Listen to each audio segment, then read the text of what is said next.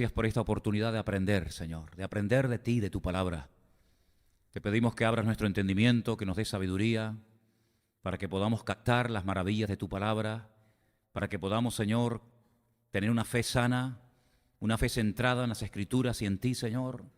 Y te pedimos que en esta tarde esta palabra a todos y a cada uno de nosotros sea de bendición y que podamos tener las cosas y las ideas claras en estos tiempos difíciles en los que estamos viviendo como pueblo de Dios. Bendice a tu iglesia, Señor, a todos los presentes, a todos los que estarán viendo el culto en directo o después. Señor, a todos, alcánzanos con tu favor y con tu bendición, Padre.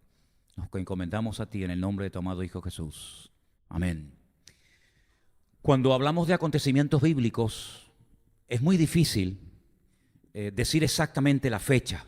Podemos hablar del lugar, podemos hablar de la cantidad de personas, podemos hablar de lo que se hizo, de lo que se dijo, pero decir exactamente, mira, la Pascua, la fiesta de tabernáculos, en fin, el nacimiento del Mesías, la crucifixión, etcétera. Cuando hablamos de fechas es muy difícil. Yo creo sinceramente que aventurarnos a decir, mira, fue en este día, ¿vale? O fue en esta semana, es muy complicado porque han pasado demasiado tiempo, han pasado siglos, han pasado milenios desde que se llevaron a cabo los acontecimientos que vamos a estar analizando en esta tarde.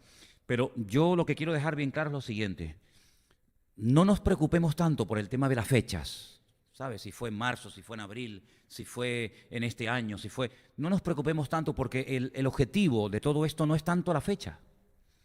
Nosotros no somos arqueólogos, ni antropólogos, ni somos personas que estamos tratando de datar exactamente las fechas, ¿no? Como cuando se descubre un hueso, o se descubre un fósil, o se descubre algo importante, pues claro, lógicamente hay que poner una fecha. Pero nosotros no estamos obsesionados con el tema de las fechas. Lo que está bien claro es que hay una serie de acontecimientos que en el mundo occidental, en el mundo en el cual vivimos nosotros hoy en día, pues el hombre ha decidido recordar ciertos y determinados acontecimientos de la historia bíblica. Y el acontecimiento que vamos a hablar en esta tarde y tratar de extraer la enseñanza fundamental, pues es lo que el mundo, que no tiene nada que ver porque ese nombre ni aparece en la Biblia, es el famoso Domingo de Ramos, que no tiene absolutamente nada que ver ese término con lo que vamos a leer en esta tarde en las Escrituras. En el Evangelio según San Lucas, el capítulo 19, a partir del versículo 28 en adelante, la Escritura nos da una información acerca de un acontecimiento que no fue una acción improvisada, sino que detrás de este acontecimiento hay profecías que se cumplieron, como vamos a ver a continuación. Lucas 19, 28 dice el texto: dicho esto, iba delante subiendo a Jerusalén. Y aconteció que llegando cerca de Betfagé y de Betania, al monte que se llama de los Olivos, envió dos de sus discípulos. Y les dijo: id a la aldea de enfrente, y al entrar en ella hallaréis un pollino atado, en el cual ningún hombre ha montado jamás. Desatadlo y traedlo. Si alguien os preguntare: ¿por qué lo desatáis?, le responderéis así: porque el Señor lo necesita. Fueron los que habían sido enviados y hallaron como les dijo, y cuando desataban el pollino, lógicamente sus dueños les dijeron: ¿por qué desatáis el pollino? Y ellos dijeron: porque el Señor lo necesita. Lo trajeron a Jesús y habiendo echado sus mantos sobre el pollino, subieron a Jesús encima. Y a su paso tendían sus mantos por el camino. Y cuando llegaban ya cerca de la bajada del monte de los Olivos, toda la multitud de los discípulos, gozándose, comenzó a alabar a Dios y a grandes voces por todas las maravillas que habían visto. Quiero decir, antes de seguir leyendo, que lo que se llama la entrada triunfal de Cristo en Jerusalén fue algo tan impactante, algo que conmovió tanto a la ciudad de Jerusalén, al país entero y por supuesto a los discípulos, que tiempo más tarde, cuando se escribieron los evangelios, tanto Mateo como Marcos, como Lucas y como Juan, los cuatro relatan la entrada triunfal de Cristo en Jerusalén. Esto es algo muy llamativo porque no en todos los evangelios encontramos siempre las mismas historias. Hay cosas que, por ejemplo, solamente encontramos en Juan. Hay cosas que, por ejemplo, encontramos a lo mejor en Mateo, que en otro evangelio no las cuenta, no las relata, como por ejemplo el famoso Sermón del Monte, las bienaventuranzas, el Padre Nuestro, etc. Pero, repito, este acontecimiento de ver a Jesús siendo recibido por multitudes y dándole la más cordial bienvenida a la ciudad de Jerusalén fue algo tan impactante que los 4 evangelios registran este día, registran este acontecimiento. Seguimos leyendo. Y la multitud decía, bendito el que viene en el nombre del Señor, paz en el cielo y gloria en las alturas. Entonces algunos de los fariseos de entre la multitud le dijeron, maestro, reprende a tus discípulos. Él les respondió y les dijo, os digo que si estos callaran, las piedras clamarían. Cuando llegó cerca de la ciudad, al verla, lloró sobre ella. Ahora, antes de leer el siguiente texto, aguántalo ahí. Lucas solamente nos dice que Jesús lloró, nada más. En otros evangelios encontramos también el hecho de que Jesús llorara por la ciudad de Jerusalén, pero añaden más datos. En ese llanto, en ese quebrantamiento, en ese dolor en su corazón, Él añadió aquellas famosas palabras de Jerusalén, Jerusalén, que matas a los profetas y apedreas a los que yo te envío. ¿Cuántas veces yo quise juntar a mis hijos como la gallina junta a sus polluelos y no quisisteis? Y allí el Señor se quebranta, el Señor llora sobre una ciudad que yo sepa, no sé si tienes algún dato tú que yo no tenga, pero que yo sepa es la primera vez que yo veo a Jesús llorando por una ciudad, la ciudad de Jerusalén, que hizo que el Señor se desgarrara y llorara por lo que se le venía encima en los próximos años. Así que dice que lloró cuando estaba cerca de la ciudad, diciendo, oh, si tú conocieses, escuchen bien esto, porque aquí hay una clave tremenda, si tú conocieses, a lo menos en este tu día, lo que es para tu paz, mas ahora está encubierto de tus ojos. Porque vendrán días sobre ti cuando tus enemigos te rodearán de vallado o con vallado, y te sitiarán y por todas partes te estrecharán. Y termino con este texto que dice, y te derribarán a tierra y a tus hijos dentro de ti, y no dejarán en ti piedra sobre piedra, por cuanto no conociste el tiempo de tu visitación. Ahora, si nosotros analizamos en las Escrituras las veces que Dios visitó a alguien o visitó a su pueblo, nos quedamos realmente sorprendidos.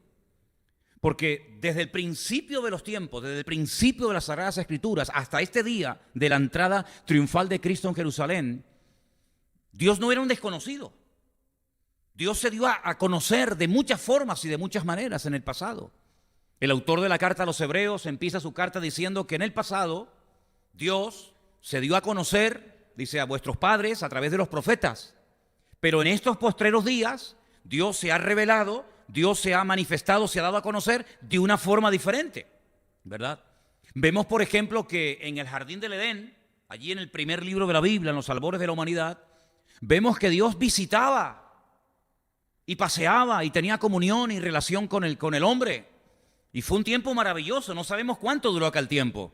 Claro, yo sé que hay todo tipo de personas que especulan, algunos dicen que fue un día.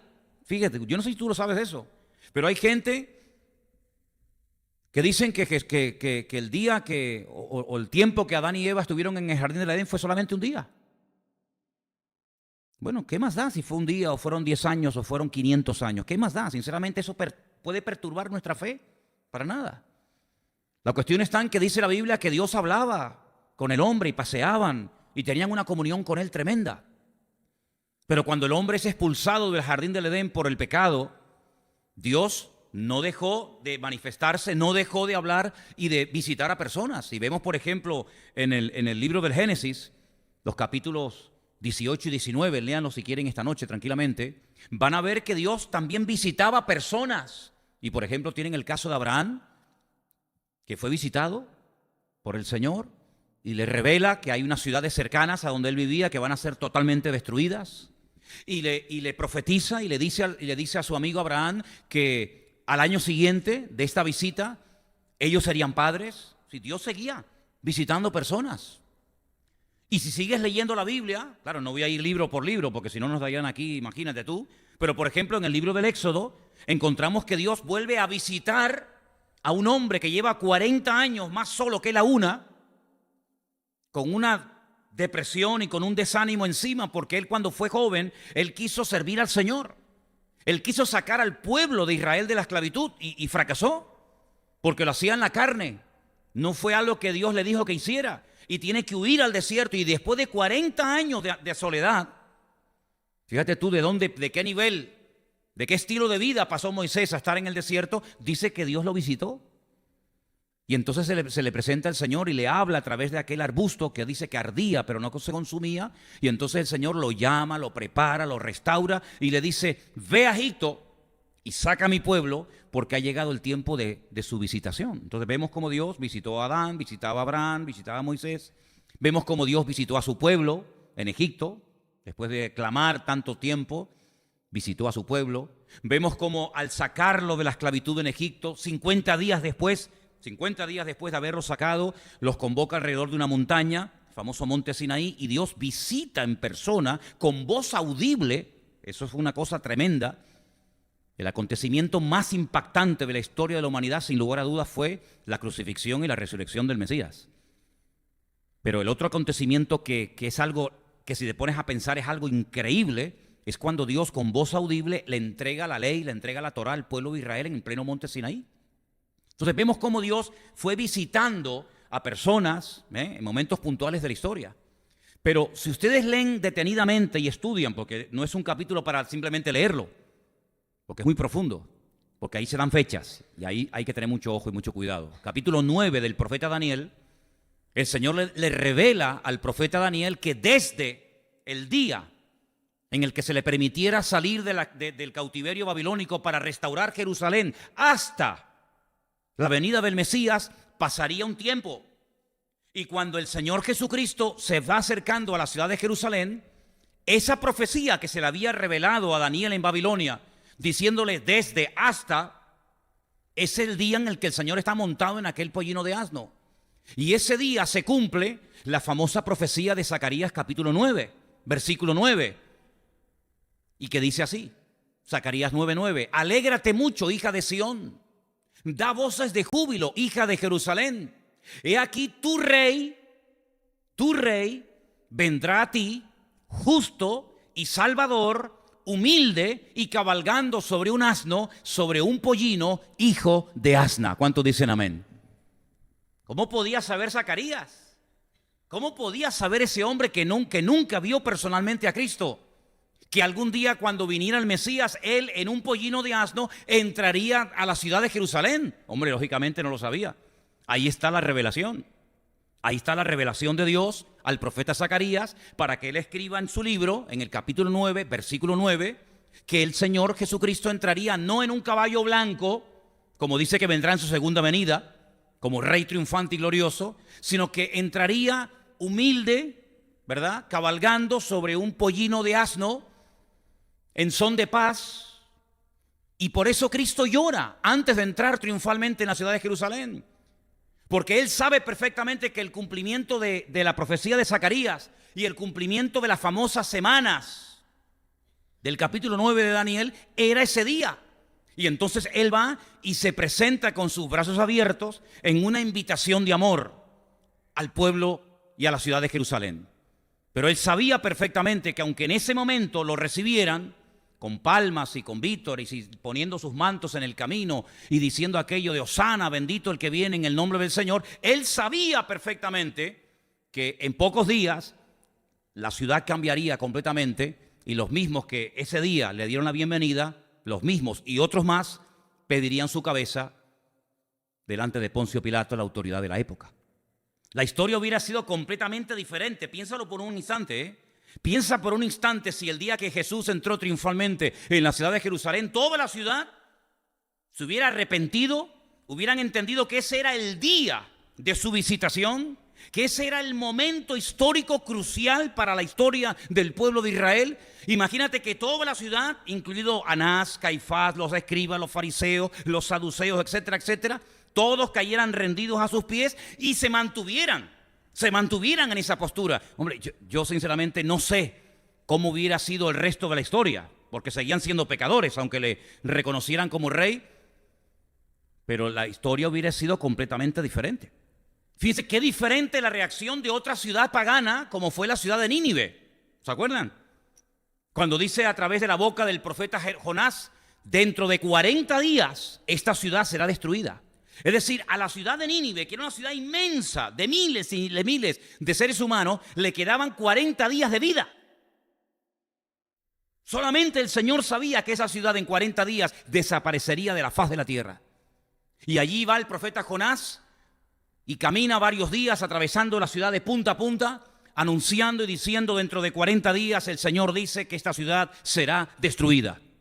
Ese era el día, era la oportunidad, era la visitación a Nínive. No habría otro. Y dice la Biblia que desde el mayor, desde el rey hasta el más pequeño, pasando por los animales, todos ayunaron, todos oraron, se arrepintieron en polvo y ceniza, volvieron a Dios en arrepentimiento genuino y la historia cambió completamente. La ciudad en 40 días no fue destruida. Fue destruida 100 y pico años más tarde, cuando volvieron otra vez a las andadas. Pero en esos 40 días que les faltaban para ser destruida Nínive, Nínive no fue destruida. ¿Por qué? Porque se arrepintieron. Lo mismo hubiera ocurrido si cuando el Señor Jesucristo entró triunfalmente en Jerusalén, la ciudad de Jerusalén hubiera reaccionado igual que los habitantes de Nínive. Dios los hubiera perdonado, la historia hubiera sido completamente diferente y solamente el Señor sabe lo que habría ocurrido en esa última semana de vida de Cristo. No lo sé cómo hubiera sido la historia. Pero lo que está bien claro es que el Señor, conociendo todo de antemano, sabía perfectamente que la iban a crucificar, tendría que morir en la cruz en ese fin de semana y todos conocemos el resto de la historia. Ahora, cuando Jesús entró en la ciudad de Jerusalén, esto es un acto de valentía que no somos conscientes de lo que esto representó. Porque yo quiero recordarles que en esta semana, cuando hablábamos acerca de las cosas que ocurrieron antes de esta última semana de la vida de Cristo, una de las cosas que yo le dije es que leyendo el capítulo 11 del Evangelio según San Juan, encontramos la resurrección de Lázaro. ¿Os acordáis? Y dice la Biblia que desde aquel día ya los sacerdotes, las autoridades dijeron: basta. Ya no podemos permitir que esto siga y siga y siga, porque no sabemos cómo va a terminar todo esto. Y dice que desde ese día procuraban matarlo. Y entonces tú lees en ese capítulo que Jesús desde ese día iba a lugares distantes de Jerusalén porque sabía que los judíos le iban a echar mano y matarlo en cualquier momento. A él, a Lázaro y a todos los suyos. Así que cuando él entra triunfalmente en la ciudad de Jerusalén, esto es un acto de valentía increíble, porque no entra como un incógnito, no entra como un espía, no entra secretamente, ocultamente, sino que entra a cara descubierta y toda la ciudad se alborota y está como diciendo: aquí estoy, si no les tengo miedo, si me quieren matar, aquí estoy. Es que el Señor Jesucristo fue siempre muy valiente. ¿Cuántos dicen amén? Jesús fue muy valiente. Él no podía ser más valiente que los profetas que le habían precedido en la historia en el pasado. Él fue muy valiente cuando él desenmascaraba a los escribas y fariseos y les decía: ustedes son así, así, así, así. Eso hay que ser muy valiente para hablarle a un escriba y a un fariseo de hace 2000 años en los términos en los que Jesús les hablaba. Hay que ser muy valiente cuando es confrontado por Poncio Pilato y le responde como le respondía. Hay que ser muy valiente para entrar en una ciudad que te está esperando para matarte, montado en un pollino de asno, y que toda la ciudad comience a gritarte y a darte la bienvenida. Hay que ser, pero que muy valiente, sabiendo que te quieren matar. Pero él sabía perfectamente que las Escrituras decían que el Mesías tendría que darle la última oportunidad a toda la ciudad, y ese día fue un día muy importante en la historia del pueblo de Israel. Pero ¿sabes qué? Marcaron su destino. ¿Sabes que hay cosas que las naciones, que las personas pueden llegar a hacer en momentos puntuales que marcan tu destino para siempre? ¿Se acuerdan cuando yo les dije, cuando en el desierto van aquellos exploradores a explorar la tierra de Canaán, la tierra que fluye leche y miel, y regresan con un informe negativo y traen un ambiente que desanima al pueblo, y la gente quería apedrear a Moisés y la gente quería volver a Egipto. ¿Se acuerdan, verdad? Para esto nos ha sacado. La tierra traga a sus moradores. Nosotros éramos como enanitos al lado de aquellos hombres tan enormes, etcétera, etcétera. No vamos a poder conquistar el país. Ese día marcaron su destino. Ese día fue el famoso Tisha B'Av, ese día tan maldito en la historia del pueblo de Israel, donde todas las desgracias, las peores tragedias en la historia de Israel siempre han ocurrido en el mismo día, el mismo día que aquellos hombres trajeron un informe menospreciando la tierra del Señor, diciendo no merece la pena entrar a ese país, volvamos a Egipto. Y marcaron su destino. Y ese día que Jesús entró triunfalmente en Jerusalén, Israel marcó su destino. Hay desgracias que se pueden evitar. Y había una desgracia que se iba a cernir sobre esa ciudad en muy pocos años, como fue la famosa destrucción de la ciudad, como fue la destrucción del templo de Jerusalén, que dicho sea de paso, aunque han vuelto en 1948, todavía hasta este mismo momento saben perfectamente que el templo de Jerusalén no ha podido ser reconstruido. ¿Por qué? Porque ese día de su visitación no aceptaron a quien tenían que haber aceptado, y hasta el día de hoy están llorando y se están lamentando porque saben que perdieron una oportunidad histórica. Y por eso es muy importante que cuando el Señor te visita, cuando el Señor te muestra una verdad, cuando el Señor te muestra algo y aprendes ese algo, oye, reténlo. Como decía el apóstol Pablo, ¿cómo es posible que yo he estado entre vosotros trabajando y ahora vienen otras personas, se meten, enseñan todo lo contrario? Dice, un evangelio diferente. Cuidado, que no es que haya otros evangelios, sino que hay gente que se mete y os pervierte y os vuelven locos. ¿Y cómo es posible que se olviden de lo que el Señor hizo entre vosotros? Por eso es muy importante cuando aprendemos algo del Señor, agarrarnos y pelear con uñas y dientes por la verdad. Y por eso el apóstol Pablo compara la vida de un creyente con un soldado. Dice, yo he peleado la buena batalla, yo he acabado la carrera y yo he mantenido la fe y mi relación con el Señor. ¿Cuántos dicen amén? Así que la entrada triunfal de Cristo en Jerusalén fue un día muy importante, pero lamentablemente las ideas equivocadas en aquel momento triunfaron sobre el ofrecimiento, sobre la invitación de amor que el Señor les estaba haciendo. Ellos querían que Roma fuera humillada. Ellos querían volver a restaurar la monarquía. Ellos querían volver otra vez a tener aquella gloria que perdieron desde los tiempos de David y de Salomón. Y lamentablemente perdieron una oportunidad histórica. Pero el Señor sigue su plan, ¿sabes? El Señor no lo va a detener la reacción a favor o en contra hacia su persona, sino que Él lo primero que hace es dirigirse al templo. Ay, amigo. Y allí ocurre algo muy interesante que vamos a leerlo en esta tarde. Mateo capítulo 21, a partir del versículo 12, la Escritura dice lo siguiente. Presta atención. Entró Jesús en el templo de Dios y echó fuera a todos los que vendían y compraban en el templo. Y volcó las mesas de los cambistas, las sillas de los que vendían palomas. En otro evangelio dice que hizo como una especie de látigo. Y les dijo, escrito está. Está escrito en Isaías, para que lo sepan. Mi casa, casa de oración será llamada, mas vosotros la habéis hecho una cueva de ladrones.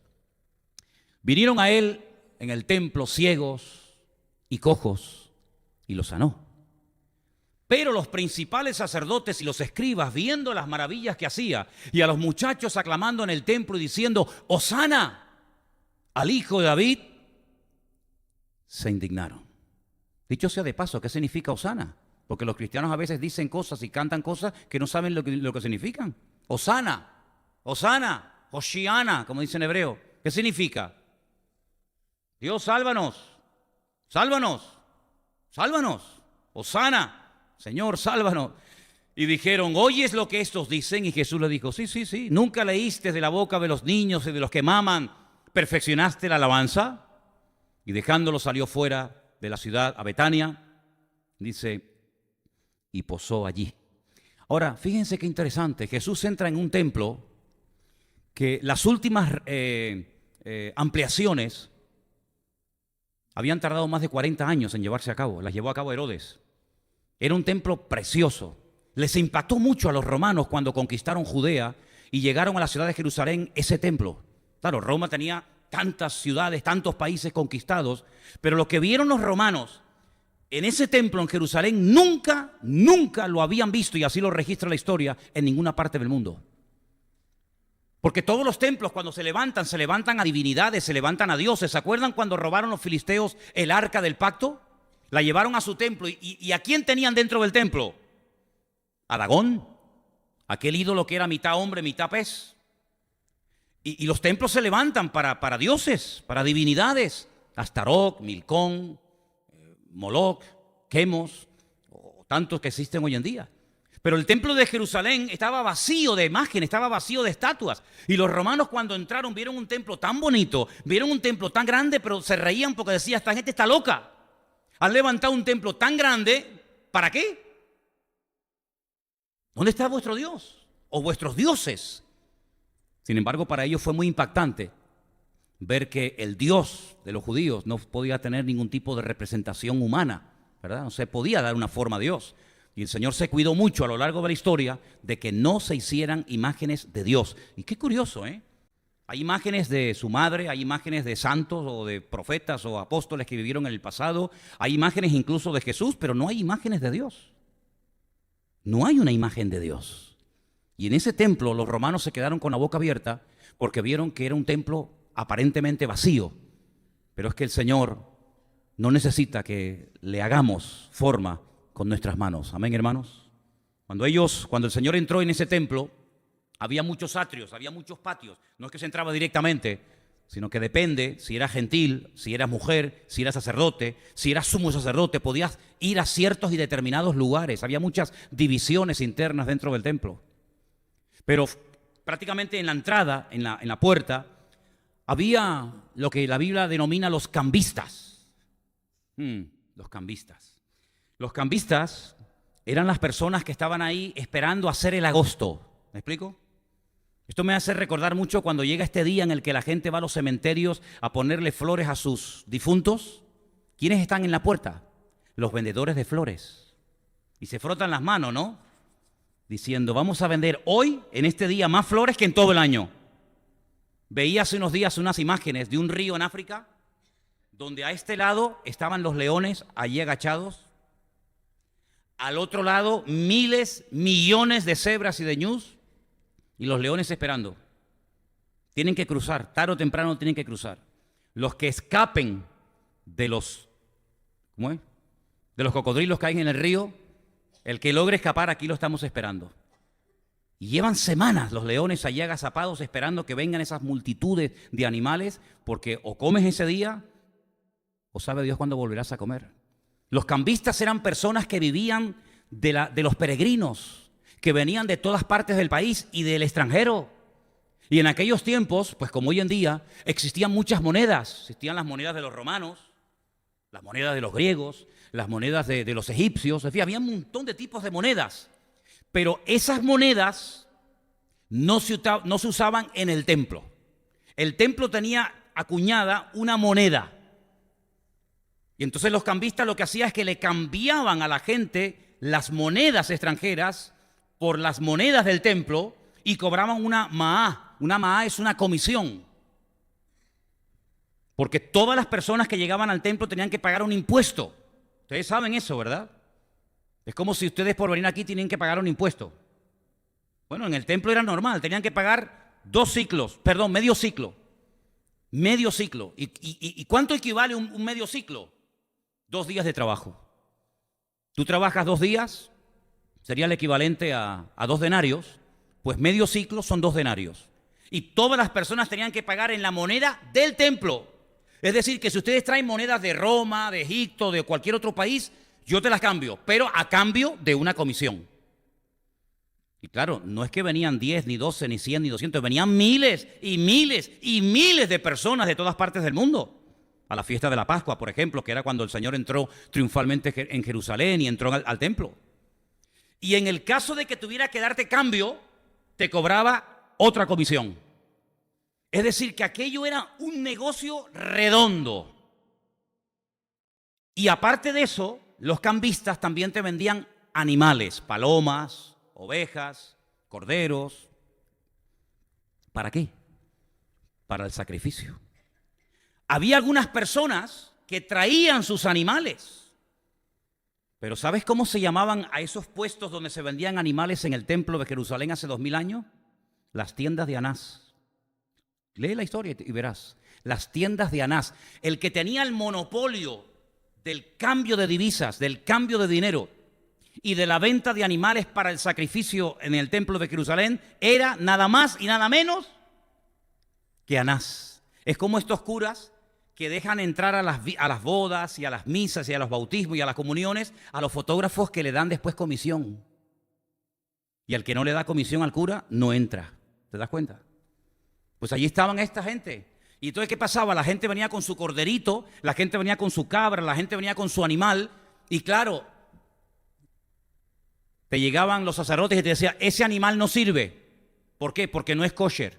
Si no cumple los requisitos para ser sacrificado en el templo, queda totalmente descartado. Imagínate venir de un país extranjero o de una provincia apartada y que llegues al templo y te digan, has perdido el viaje.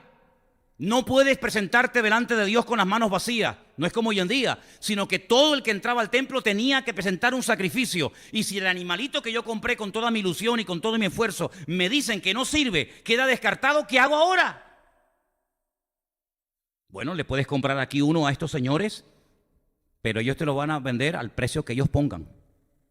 Y si tu cordero te costó 20 denarios, yo te vendo uno bueno por 45. Otro negocio más. Es decir, por una parte estaban los que te cambiaban la moneda y por otra parte los que te vendían los animales. Es decir, o entrabas por un lado o entrabas por otro. Y había mucha gente que se enriquecía. Claro, imagínate, cientos, miles y miles de peregrinos de todas partes. Y tenían que pasar por el filtro de los cambistas. Y detrás de los cambistas, ¿quién estaba? Anás. Ahora entra el Señor Jesucristo al templo y cuando ve aquel negocio, empieza a volcar las mesas de los cambistas y hace un estropicio y hace un desastre dentro del templo, los echa a patadas a todos y dice, habéis convertido mi casa, esta es mi casa, esta es la casa de mi padre. Y esta casa se levantó para ser una casa de relación, de comunión, de intimidad, es una casa de oración. Y ustedes me la han convertido en una cueva de ladrones. Claro, ahora entienden ustedes las ganas que le tenía Anás a Cristo. Le reventó todo el negocio. ¿A dónde llevan a Cristo cuando lo prenden en Jerusalén? ¿A dónde lo llevan primeramente? ¿Delante de Poncio Pilato? A la casa de Anás. Porque Anás tenía a Cristo aquí, entre ceja y ceja. Este es el que me reventó el negocio. Este es el que viene tirando por tierra todo lo que yo tengo montado aquí. ¿Qué te parece, amigo? Y dice la Biblia que Jesús entra en el templo, lo limpia y lo declara casa de oración. Y automáticamente ocurre algo que no había ocurrido nunca. Y dice que los enfermos, cojos, mudos, ciegos, paralíticos, comienzan a venir al templo, pero no entran y salen igual, sino que venían enfermos y se iban sanados, se iban liberados. Los ciegos volvían viendo, los paralíticos iban corriendo, etc. Y claro, cuando vieron aquello, los fariseos dijeron, oye, esto no puede ser. Esto no puede ser. Ahora, ¿de dónde salieron tantos enfermos? ¿De dónde salieron tantos cojos y ciegos y mudos y paralíticos? Pero tantos enfermos había en Jerusalén en aquellos días. Miles, hermanos, miles. ¿Y por qué no iban antes al templo? Primero porque no los dejaban entrar. Así. Ustedes saben que en la Biblia hay una serie de enfermedades que como tú las tuvieras, no podías entrar. Incluso siendo sacerdote. Si tenías una serie de enfermedades que curiosamente son las que se mencionan en la purificación del templo, cojos, ciegos, etcétera, automáticamente no podías entrar. Por lo tanto, si yo no tengo dinero para comprar un animal kosher que me permita acercarme a Dios, si ni siquiera me dejan entrar al templo, pues yo me voy a morir como un pobre desgraciado. ¿Y a dónde me voy? Pues mira, dicen Se ha corrido el rumor, la leyenda de que aquí en Jerusalén hay un sitio como en aquella cueva de Adulán, ¿os acordáis? Donde vivía un tal David, que preferían vivir con David en aquella cueva que con Saúl. Y entonces la gente dice, bueno, ¿y ese sitio dónde es? Dice, no, es aquí cerca, está al lado del templo, está a 5 minutos del templo. Es un estanque. Es el estanque de Betesda. Ah, sí, el estanque de Betesda. Claro, sabemos. Y además hemos oído que un ángel de vez en cuando desciende del cielo y se mueve en las aguas, y el primero que se mete queda sanado. Y entonces tú vas a Juan capítulo 5, que es el único evangelio, el único capítulo en la Biblia que te habla de lo que pasaba en el estanque de Betesda, y te dice que en el estanque de Betesda había multitudes de ciegos, de cojos, de mudos, de paralíticos, gente que esperaban ¿qué?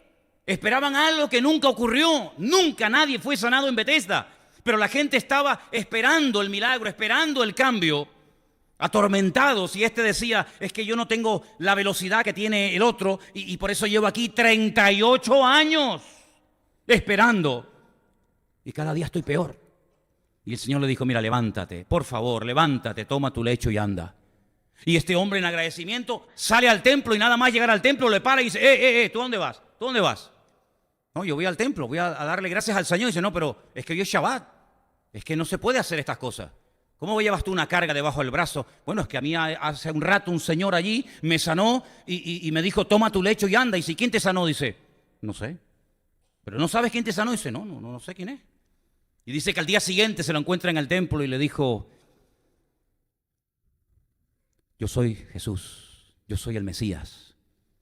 Y entonces, ¿te das cuenta cómo la gente, al ser limpiado el templo, van solos y comienza a moverse el poder de Dios en la vida de esta gente?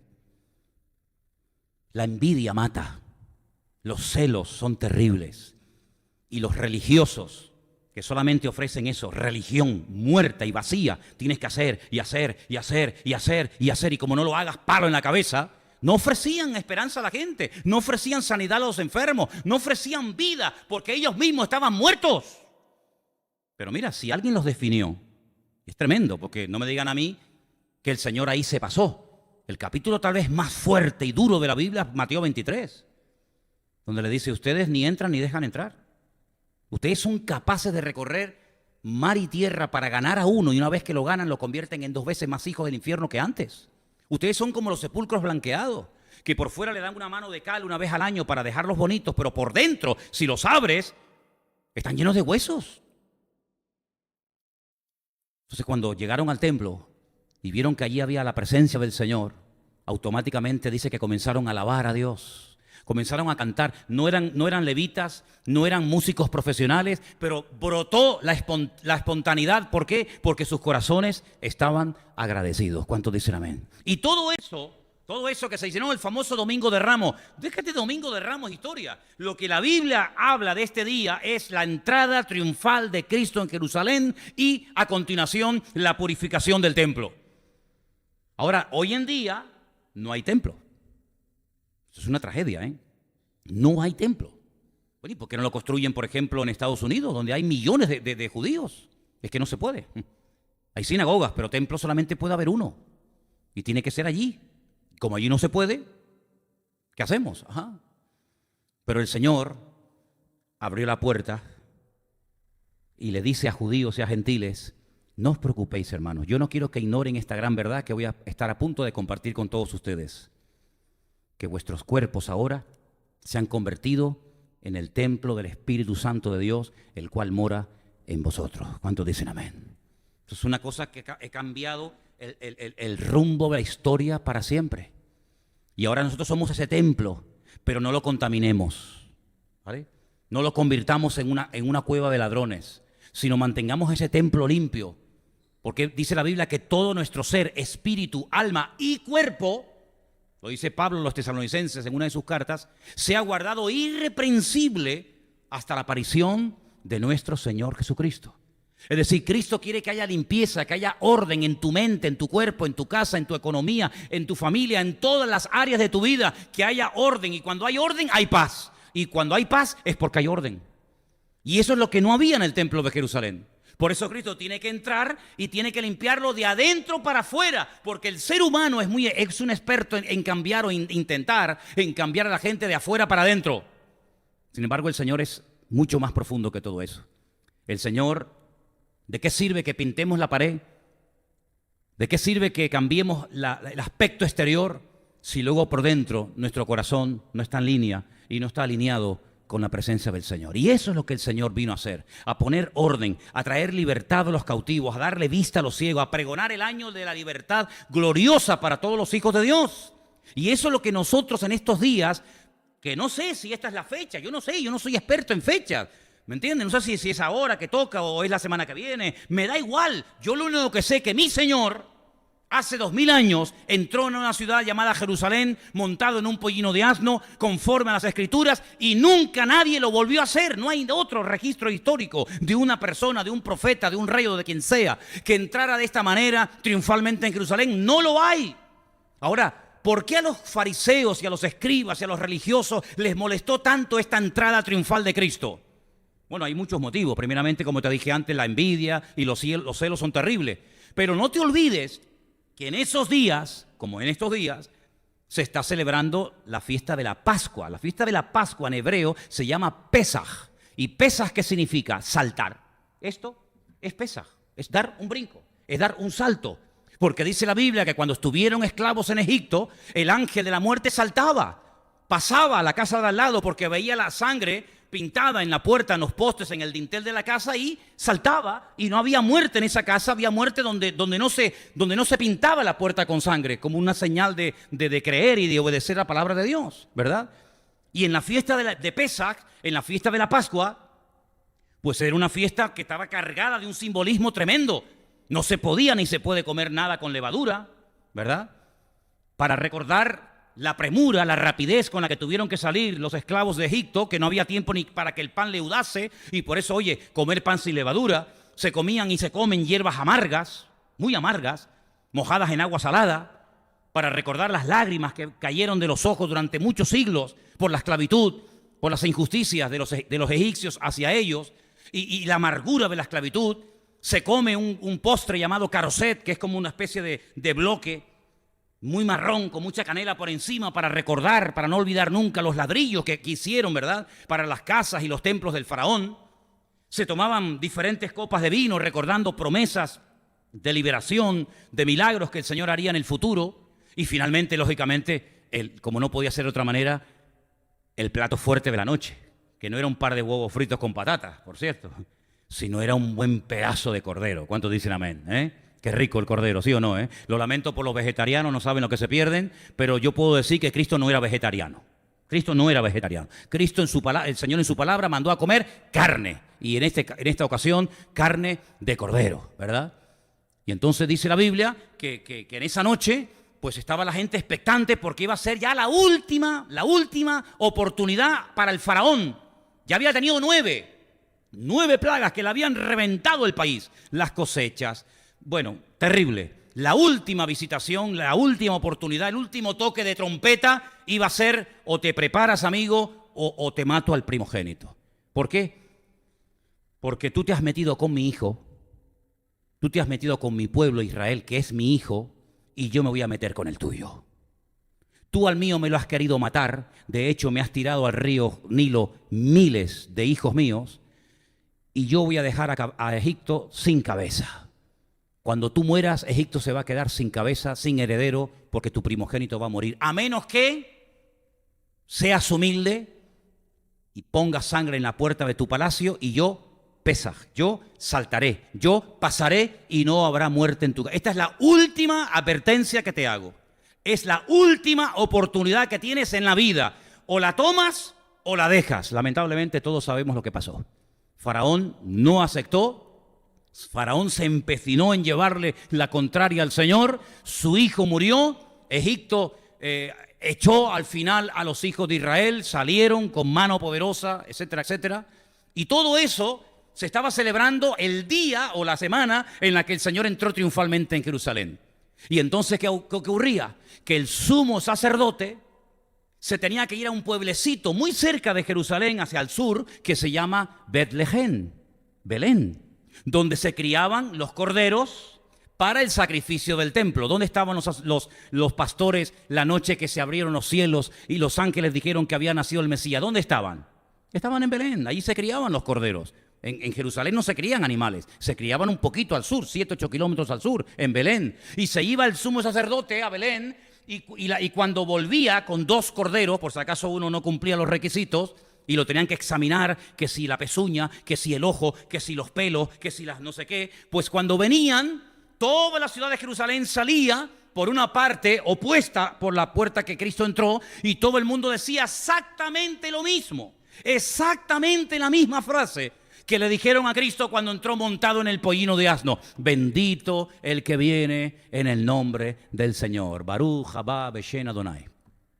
Claro, cuando ven que por otra puerta está entrando para ellos un hombre que les ha causado muchos problemas, que le ha puesto a mucha gente en contra, que ha abierto los ojos del pueblo y que les ha descubierto todo el negocio que tiene montado esta gente, cuando ellos ven que la ciudad sale a recibir a al Señor, en vez de al sumo sacerdote, los escribas y fariseos vinieron corriendo y dijeron: no, dile a tus discípulos que se callen, que están rompiendo el patrón, están rompiendo la norma, que esto no se puede hacer. Y el Señor les dijo: mira, ¿sabe lo que pasa? Esto ya es imparable.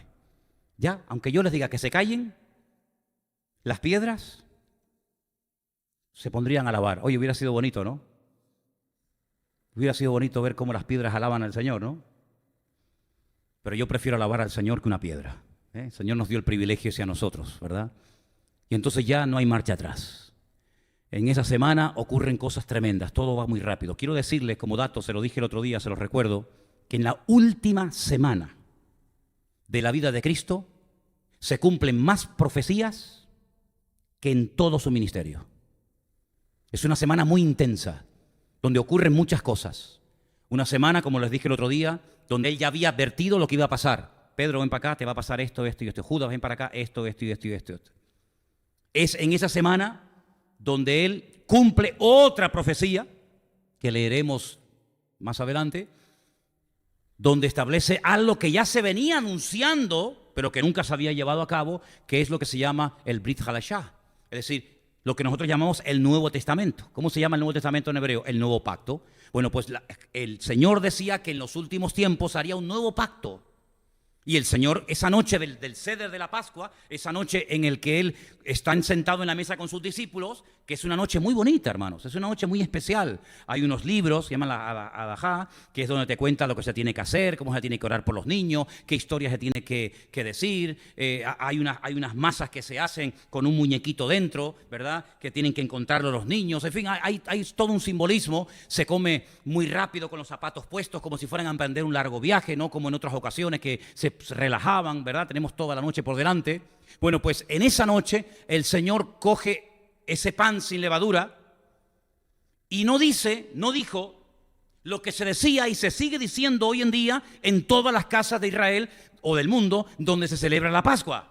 Este es el pan de aflicción que comieron nuestros antepasados en Egipto. Y lo parte el papá y comienza a repartirle a los miembros de la familia. Ahora entienden cuando dicen en el libro de los Hechos que se reunían en las casas para partir el pan. Bueno, vamos a poner las cosas en su sitio. Entonces dice, no, ya no hay más pan de aflicción, porque el verdadero pan soy yo. Yo soy el pan de vida. El verdadero pan no es ni ni el que comieron vuestros padres en el desierto en Egipto, porque aunque era un pan muy rico que sabía lo que tú querías que supiera, no sé si sabían eso, tú comías el maná y tendrá el gusto que tú quieras que tenga. ¿Quieres que sepa carne? A carne te vas a ver. ¿Quieres que sepa pescado? A pescado te vas a ver. ¿Quieres que sepa melón? A melón te vas a ver. Y podían vivir toda la vida comiendo maná y no se iban a morir. Y en el texto hebreo dice que se asustaron porque no iban a defecar. Porque todo lo que Dios da no se desecha. Entonces dice, vamos a morir con este pan. Vamos a terminar muriendo. Pero fíjate qué interesante. El Señor dice, este pan representa mi cuerpo, que por vosotros es partido. Haced esto en memoria de mí. Y ahí en una habitación, de una forma muy sencilla y muy humilde, pero donde hay un minyan, es decir, donde hay más de 10 testigos, cosa muy interesante en el judaísmo, Él establece el nuevo pacto. Y Él dice, a partir de ahora ya no hay más aflicción. A partir de ahora no solamente es mirar atrás a lo que pasó en Egipto. A partir de ahora es mirar hacia adelante lo que va a pasar en el futuro. Y Él coge el vino y hace la oración, el kiddush que se llama, y entonces Él lo bendice y dice, este vino representa la sangre mía que va a ser derramada en poco tiempo en una cruz para redimir a toda la raza humana. Porque si algo tiene bien claro, o tenían bien claro los judíos en aquel tiempo, es que sin derramamiento de sangre es totalmente imposible que un ser humano sea perdonado en sus pecados. Totalmente imposible.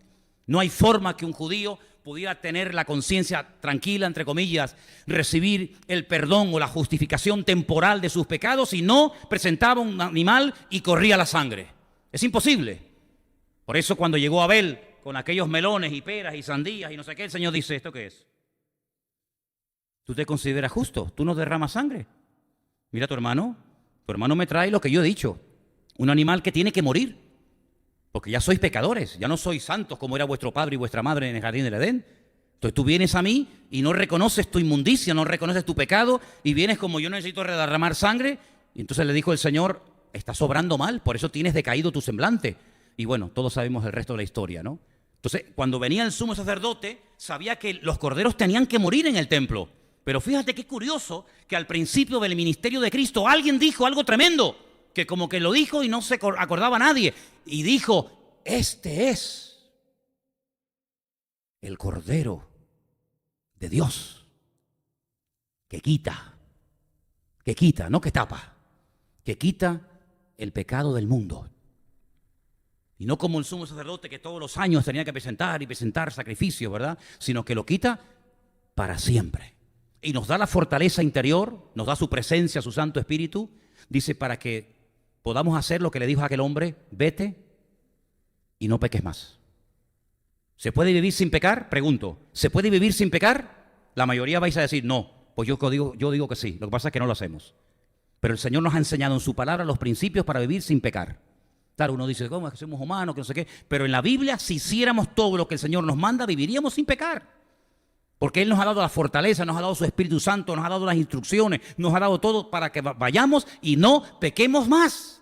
Y por eso Juan, que tiene una comunión con Él tremenda, que se recuesta sobre su costado, que no duda de que Él va a ser uno de los que le va a traicionar. Él no pregunta, ¿seré yo?, sino ¿quién será? Él escribe en su carta, con conocimiento de causa, que el que practica el pecado no ha conocido a Dios. Porque el que practica el pecado no tiene la capacidad de decir no, porque el Espíritu de Dios no mora en él. Pero el creyente sí tiene fuerza interior, no la fuerza de voluntad.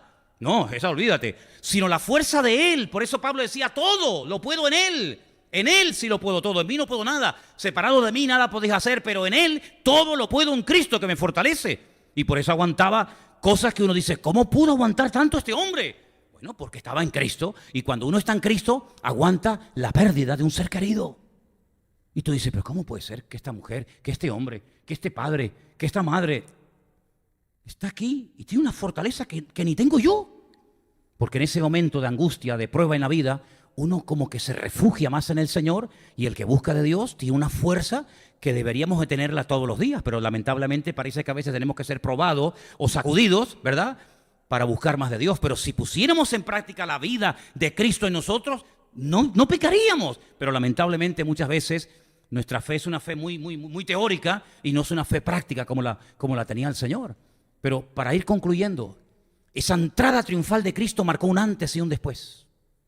Fue la última oportunidad como nación, escucha bien, como pueblo, para decir, yo soy el que estáis esperando. Aquí me tenéis. ¿Estáis buscando un rey? ¿Al rey de los judíos? Yo soy el rey de los judíos. ¿Cómo puede ser que unas personas que vinieron de lejanas tierras tengan más claro el concepto de quién es el rey de los judíos que ustedes que me están viendo?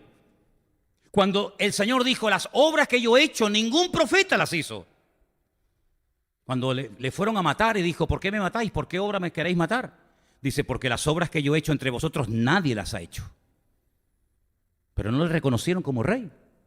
Tal vez como un impostor, no sé cómo qué. pero no le reconocieron como rey. Pero aquellos que vinieron de lejanas tierras, dice, venimos a adorar al rey de los judíos porque su estrella hemos visto en el oriente. Y no pasaron demasiado tiempo en el Herodión, en el palacio de Herodes, porque sabían que ese no es el rey. Ese es el que ha puesto el hombre, ese es el que ha puesto Roma. El rey de los judíos no es ese. Y fueron y le presentaron pleitesía y honores. ¿Y cómo es posible que Poncio Pilato, aquel que se lavó las manos, pone sobre su cabeza en la cruz aquella inscripción escrita en varios idiomas? Este es el rey de los judíos, y yo vengo cumpliendo profecías y profecías y profecías, haciendo milagros, sanidades, prodigios, maravillas, cosas que ni Elías ni Moisés hizo. Y no me reconocéis. Ahora entendéis por qué lloró. Ahora entendéis por qué lloró. Y por eso él dijo aquello de: vuestra ciudad será sitiada, será destruida, miles de personas morirán sin necesidad, como no tenían que haber muerto 6 millones de judíos en la Segunda Guerra Mundial. No tenían que haber muerto. Eso se podía haber evitado. Totalmente se podía haber evitado. Pero cuando uno marca su destino y cuando uno toma decisiones equivocadas, te tienes que atener a las consecuencias. Y a veces nos olvidamos de que el pecado es perdonado, pero la estela, las consecuencias que dejan ciertos y determinados pecados, a veces duran toda la vida. Y esto no significa de que se ha cerrado la puerta, de que ya no hay oportunidad, no, ni mucho menos. Eso significa que hay momentos puntuales en la historia en los que Dios va y habla y te dice: ¿qué hago? ¿Destruyo Nínive o la perdono? Ustedes dirán: si mi pueblo se humilla, invoca mi nombre, yo sanaré la tierra. Pero si no lo hacen, ustedes verán, aténganse a las consecuencias.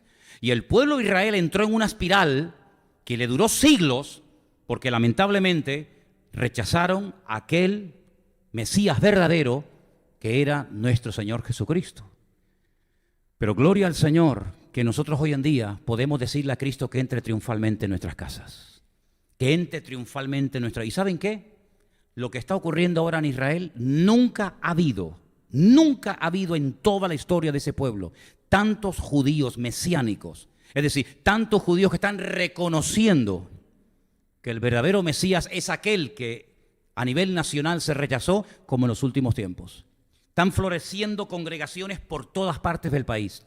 Miles de judíos se están convirtiendo.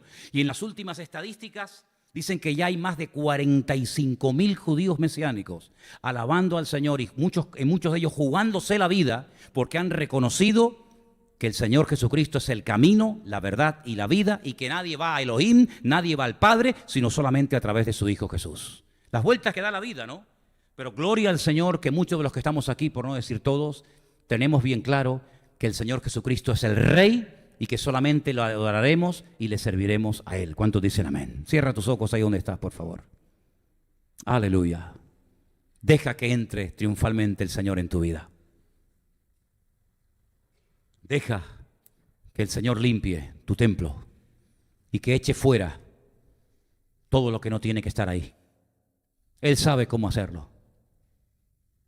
Vengamos al Señor en esta noche con corazones sinceros, totalmente arrepentidos y humillados, y dejemos que Él se monte sobre nuestra vida, como se montó en aquel pollino de asno,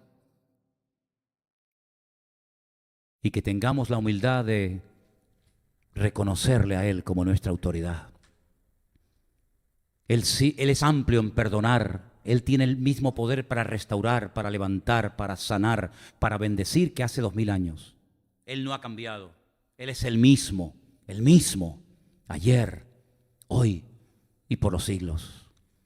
Pero hace 2000 años, cuando entró triunfalmente en Jerusalén, dice que vino humilde, justo, pero humilde. Pero las Escrituras profetizan que cuando venga la próxima vez, vendrá con poder y gloria. Y todo ojo le verá, y todas las rodillas se doblarán, declarando y confesando que Él es el Señor, para la gloria de Dios Padre. Por eso en esta tarde, acéptale, confiésale, invítalo a tu corazón, para que Él sea el Señor de tu alma, el Señor de tu casa, de tu vida, y podamos vivir sabiendo que Cristo está sobre nosotros, pastoreándonos, guiándonos, en todo momento y situación de la vida. Ora ahí donde estás, hermano y hermana. Aleluya. Señor, venimos a ti en esta tarde sabiendo, Dios mío, que esa entrada triunfal tuya en Jerusalén hace 2000 años marcó un antes y un después, como también marcó un antes y un después el día que tú entraste a nuestra vida. Ya no hay marcha atrás, Señor, ya no podemos volver atrás, porque aparte de eso tampoco queremos volver atrás, porque después de haberte conocido a ti, ¿a dónde iremos? ¿A dónde iremos?